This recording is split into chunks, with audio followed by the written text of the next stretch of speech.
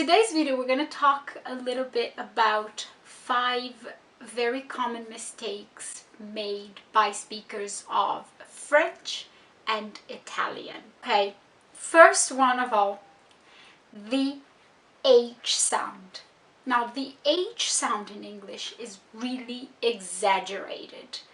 It's very weird and it just doesn't feel natural if you speak Italian or French. When we're pronouncing the letter H, we release air. So it's like what you can do if you want to practice is you can take a pair of sunglasses, and what you're going to do to try and pronounce that sound is the same thing you would do if you were cleaning your glasses. So a lot of the time when you're cleaning your glasses, you do kind of like this is what you need to do when you're pronouncing the H. So it's like hotel, hotel. There's air coming out of your mouth. If when you're pronouncing the words like hate, hotel, hip, history, if you pronounce it near a pair of sunglasses, you should see that there's air coming out. So hotel, history, you can see what happens on the sunglasses. So that means you will see that you're pronouncing it correctly. It takes a bit of practice because, as I said, this sound doesn't exist in your first language. It is gonna feel a little weird, but it does make a lot of difference in your intelligibility. The good news is that removing the H sound from words is actually something that does exist in English. It's something that can happen in certain accents, but unfortunately the native speakers who pronounce words like that tend to be considered difficult to understand. It's not standard English, so by pronouncing things like that you will be less communicable. Second pronunciation feature of English that doesn't exist in French and Italian is something called aspiration. Aspiration is also a situation where you're releasing air when you're pronouncing a sound, and it's going to happen in words that have the letters T, P, and K on a stressed syllable. So on the strongest syllable of the word, if you have the letters T, P, and K, you will have to aspirate them, which means sound will come out of your mouth. If you look at the description of this video, you will see me teaching a class to a Brazilian student who also struggled with the same problem. So, for example, if the capital of France in English is called Paris. Paris. I know that in French we say something like Paris, but if you say the letter P without aspiration in English, a native speaker will hear the letter B. The way to practice aspiration is you can take some toilet paper and then you cut it and you get one of these, and you can test if there's air coming out of your mouth because the toilet paper will move. So for example, if I don't aspirate, look what happens. Paris, Paris, Paris. That's not aspirated. Now look. Paris, Paris, Paris. So that means it's aspirated. There are a lot of words, there are minimal pairs, which means the only thing that makes one different from the other is the sound. So you really need to put an effort into learning it. The same thing happens with the letter T. So we don't say tu, we say tu, tu, or ta, ta. There's a tiny bit of air. If you put your hand like here, you should be able to feel the air coming out. So it's ta, ta, ta. And if you want a practice sentence for that, you can use this one. Where can I take a taxi cab to Paris, please? Where can I take a taxi cab to Paris, please? So most of the words in this sentence are aspirated. This is a very tiny thing. A lot of the time we don't think it's going to make a difference, but I promise you it will. Another one is misplacing stress on 2-syllable words. very, very common problem. Here's a quick tip for you.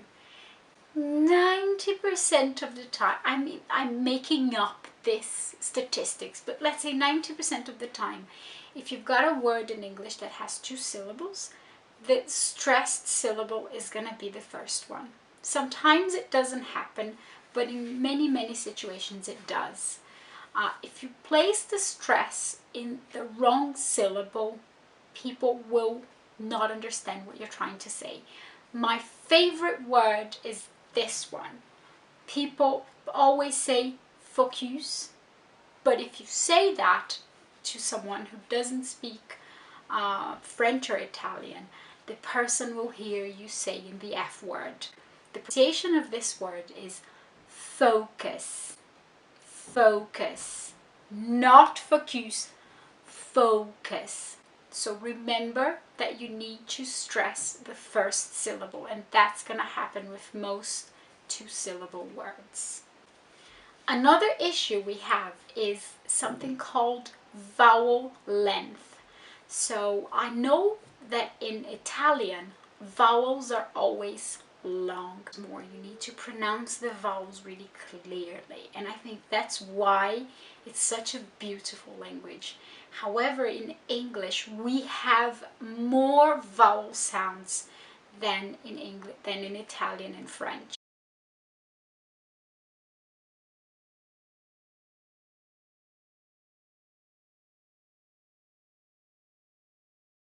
So that means there are some sounds which your head might be decoding as the same, but they're actually different.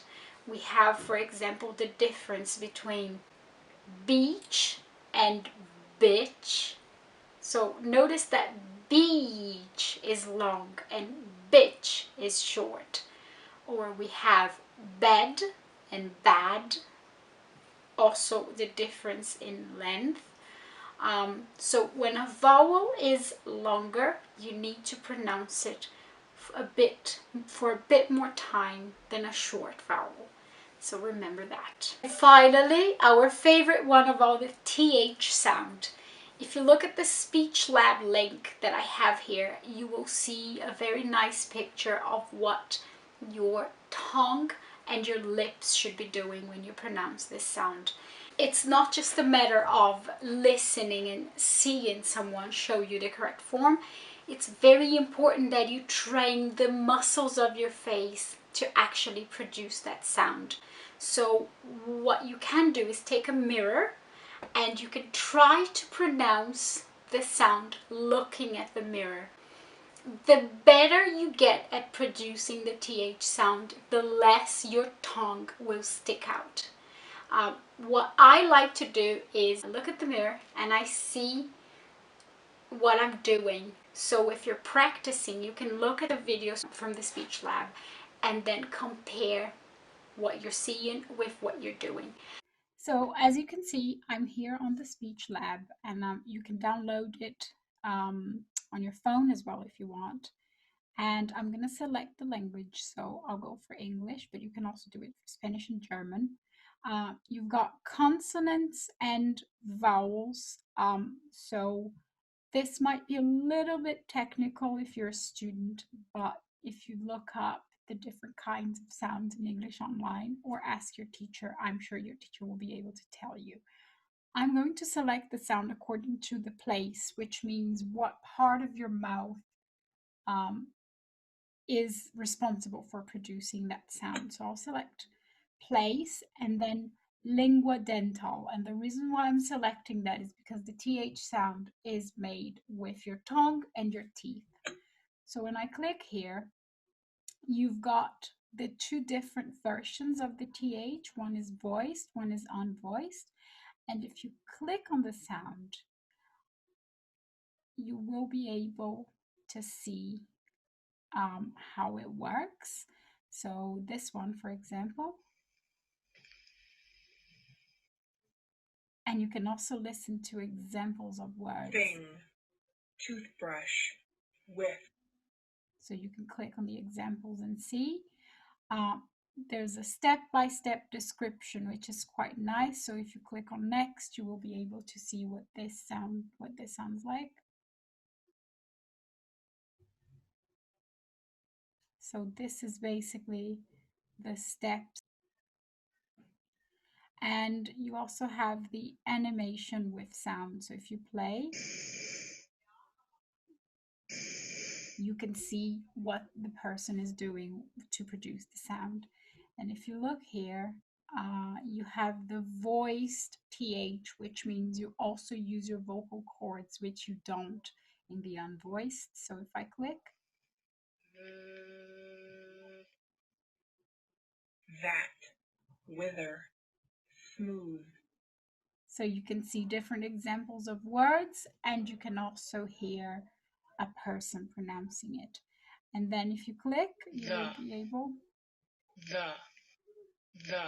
you will be able to see what parts of your mouth should be working. You can also look at a step-by-step description and read it to see what you're going to be doing. So this is really useful. I personally, I get my tongue and I put it really, really close to my back teeth, my molars, and then I move just the tip.